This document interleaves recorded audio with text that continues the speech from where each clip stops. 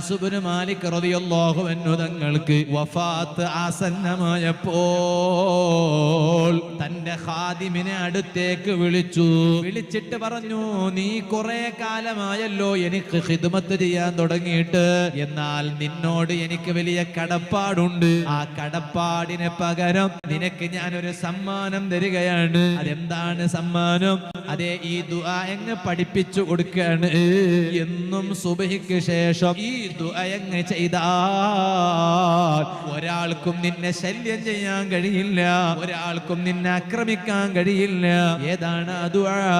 ബിസ്മില്ലാഹി ഖൈറിൽ അസ്മാഇ ബിസ്മില്ലാഹില്ലദീ ലാ യദുറു മഅസ്മിഹി ശൈഉൻ ഫിൽ അർളി വലാ ഫിസ് സമാ.